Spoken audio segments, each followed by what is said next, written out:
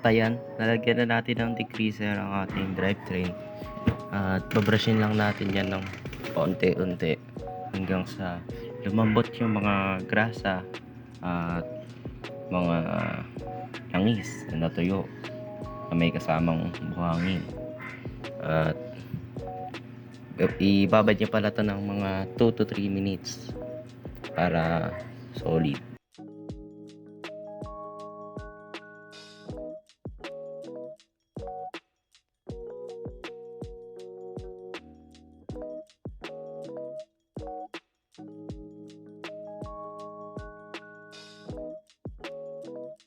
Huwag nyo nga rin palang kakalimutan na brushin ng maigi ang inyong rear derailleur or RD upang hindi itong mahirapan umakyat ng smallest cogs to biggest cogs, kasi kadalasan marami ditong namumuong mga natutuyong langis at saka mga maliliit na bato.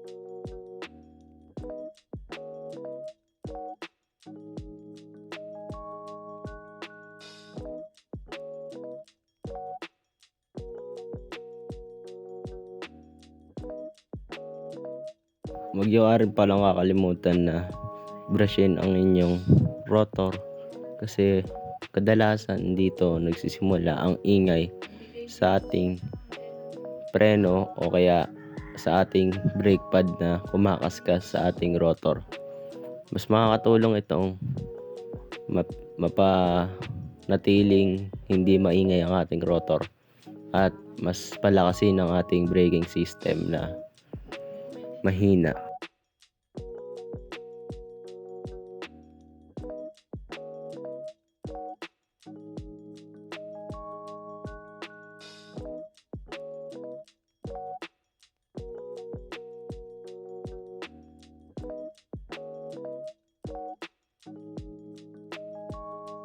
Damay niya na rin yung harapan. Lagyan niya na rin ang foaming degreaser kasi para mas lalo lumakas yung brake system.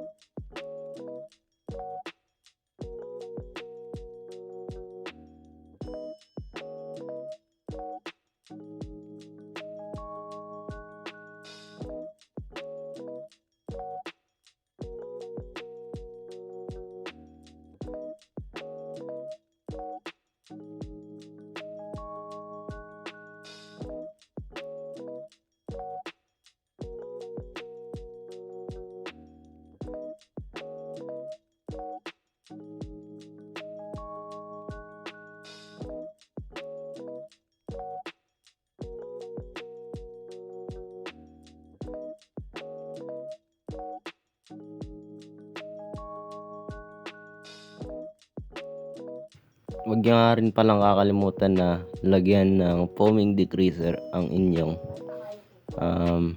pedal para maging smooth ang inyong pedaling, kasi kadalasan may mga namumudyang mga buhangin na galing sa kalsada. Mahirap yung tanggalin pag tumagal. At kadalasan nangangalawang din yan.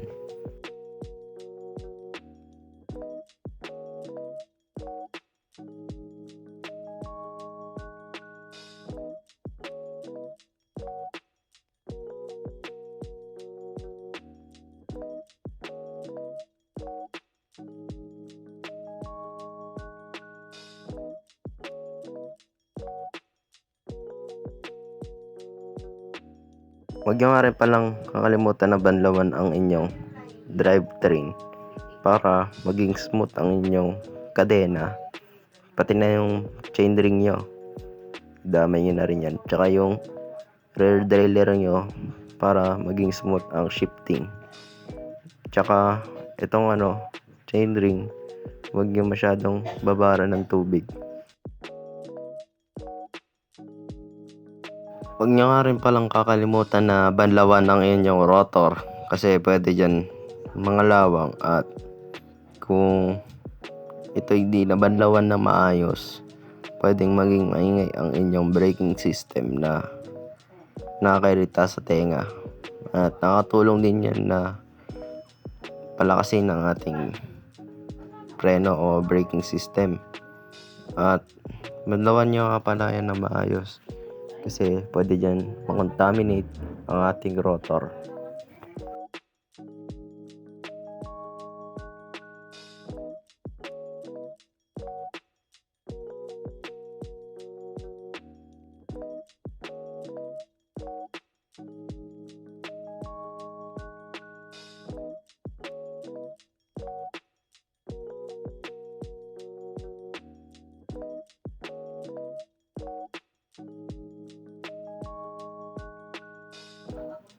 At huwag nyo nga rin palang kakalimutan na banlawan ang inyong pedal para maging smooth ang inyong pagpedal sa mga ahon o pag-sprint.